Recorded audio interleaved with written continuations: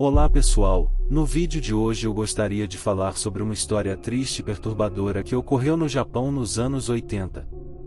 Se você não tem estômago, então não veja este vídeo, pois talvez esta seja a história mais cruel e triste que você já ouviu ou irá ouvir na sua vida.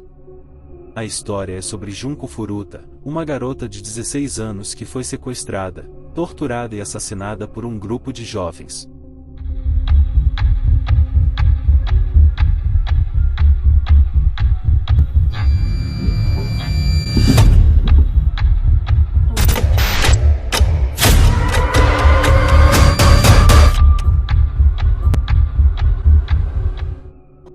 Mas antes, se inscreva no canal se ainda não for inscrito, deixe o seu like e compartilha este vídeo.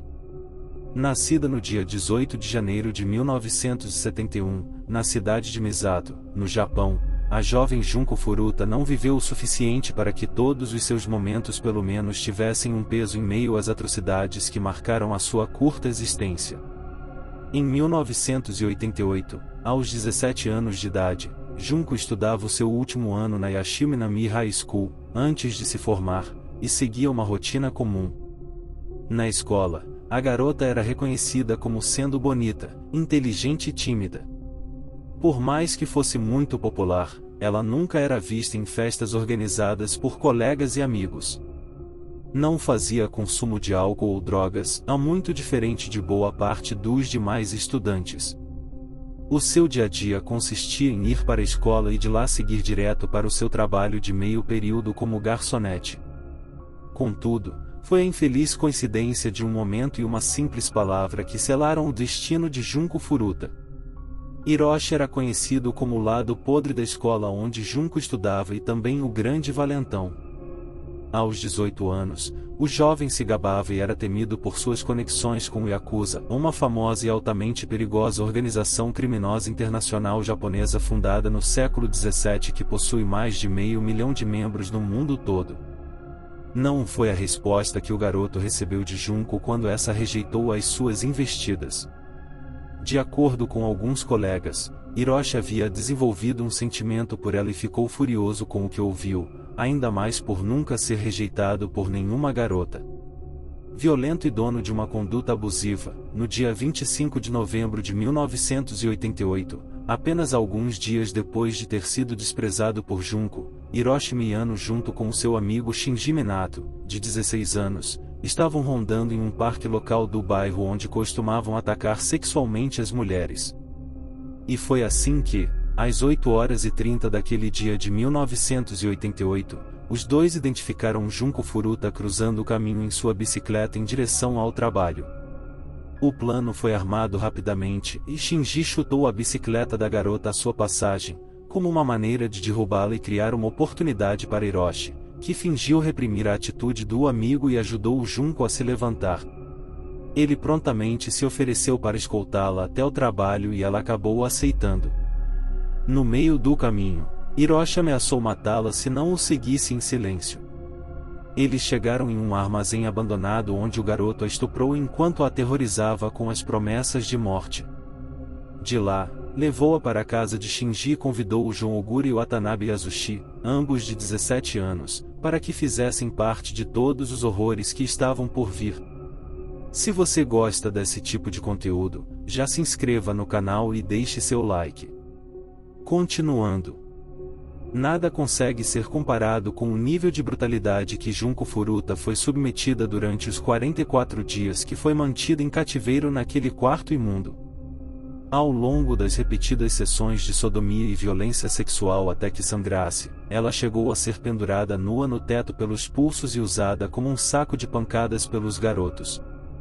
Amordaçada, eles a agrediram com halteres, a queimaram com cigarros, velas, introduziam lâmpadas ligadas, tesouras, barras de ferro e chegaram até a acender fogos de artifícios em sua vagina e ânus, causando graves queimaduras e rompimentos internos dos órgãos. Amigos e outros membros do Yakuza foram convidados por Hiroshi para espancarem e praticar orgias. Eles deixavam Junko sem comer nada por vários dias, e quando sua refeição chegava, era forçada a comer baratas e a beber a sua própria urina.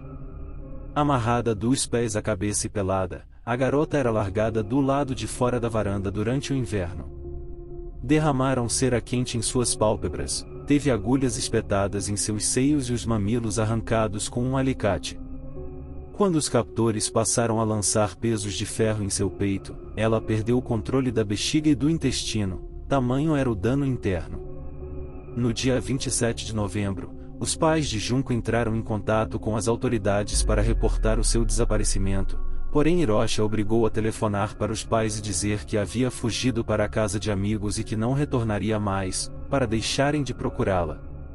Enquanto isso, os pais de Shinji Minato sabiam da monstruosidade que acontecia embaixo do teto deles, mas temiam o envolvimento do filho com a gangue, por isso recusaram os pedidos de ajuda da garota todas as vezes que puderam ouvi-la. Quando Junko tentou ligar para a polícia sozinha, foi pega em flagrante e, como punição, teve as suas pernas incendiadas, causando queimaduras de 2º grau. Em 15 dias, o rosto de Junko estava tão machucado que ela perdeu a capacidade de respirar pelo nariz. Estima-se que ela foi estuprada cerca de 400 vezes, sendo que, por dia, mais de 20 homens diferentes eram levados por Hiroshi até o quarto para violentar e agredi-la brutalmente. Devido à diminuição do tamanho de seu cérebro, em consequência das pancadas na cabeça, a jovem passou a sucumbir ainda mais às convulsões extremas. Em 20 dias, ela havia perdido a capacidade de se mover, pois era incapaz de usar as mãos, cujos ossos estavam moídos, tanto que, quando não fazia as necessidades onde estava, ela levava cerca de 1 hora para usar o banheiro térreo. Ela implorou para que dessem um fim em seu sofrimento e a matassem, mas eles se recusaram. E em 44 dias, a aparência dela havia desaparecido, deteriorada em meio ao inchaço, a pele torrada, ao pus, as bolhas e úlceras de infecções. Revoltados com a inutilidade dela, os garotos a massacraram com porradas uma última vez certo dia, antes de seguiram atrás de novas vítimas para pelo menos satisfazê-los sexualmente. Então, em 4 de janeiro de 1989, largada sobre a sua miséria e o lixo amontoado no quarto, Junko Furuta a convulsionou e morreu. Percebendo isso apenas 24 horas depois, os 4 sequestradores embrulharam e a colocaram numa mala de viagem. Esta foi colocada em um tambor e coberta com concreto e o tambor descartado num caminhão de cimento no bairro de Koto. 2 semanas após o crime, ironicamente, Hiroshi acabou se entregando sem querer para a polícia a respeito da morte de Junko quando foi preso com John Ogura pelo estupro de uma outra garota. Ouviu que estavam investigando um caso de assassinato, dessa forma deduzindo que Ogura tivesse confessado. Rapidamente, ele contou onde o corpo da jovem poderia ser encontrado. O caso ganhou a mídia e em pouco tempo toda a história hedionda de como a vida de Junko foi inumanamente interrompida, ganhou os noticiários do Japão e depois do mundo todo, principalmente por conta da sentença recebida pelos 4 jovens, a que tiveram suas identidades preservadas pela justiça. Hiroshi Miyano foi condenado apenas a 20 anos de encarceramento em um centro de reabilitação juvenil, enquanto Shinji Minato cumpriria de 5 a 9 anos, e John Ogura foi sentenciado a 8 anos. Em outras circunstâncias, os garotos teriam sido punidos com prisão perpétua ou pena de morte, por isso acredita-se que o Yakuza tenha se envolvido na época. De qualquer forma, o impacto do caso foi tão grande que demandou mudanças no sistema penal do Japão, principalmente no quesito de jovens serem julgados como adultos. Em contraste à injustiça, durante o funeral de Junko Furuta realizado em 2 de abril de 1989, diante do caixão, a sua melhor amiga fez questão de acalmar o espírito da jovem.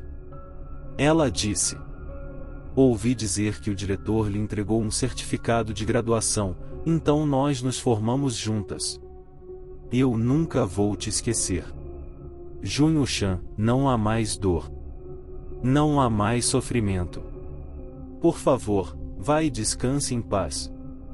A história de Junko gerou muita discussão e debates no Japão, com muitas pessoas querendo leis mais rigorosas para punir criminosos juvenis e proteger como vítimas de crimes violentos. Houve também um grande movimento para melhorar a conscientização sobre a violência sexual e para fornecer apoio adequado às vítimas. A história de Junko Furuta pode ser extremamente difícil de ouvir, mas é uma história que precisa ser contada para que possamos aprender com o passado e trabalhar juntos para um futuro melhor. Além da história perturbadora de Junko Furuta, conheça também a triste história de Sylvia Likens, uma adolescente americana de 16 anos que foi torturada e assassinada por uma mulher e seus filhos em 1965. Sylvia foi deixada sob os cuidados de Gertrude Baniszewski e seus filhos, mas acabou sendo consumida por abusos horríveis. O link da história de Sylvia está na descrição deste vídeo. Se você curte este tipo de conteúdo, já se inscreva no canal, deixe seu like e compartilhe este vídeo. Te vejo no próximo vídeo.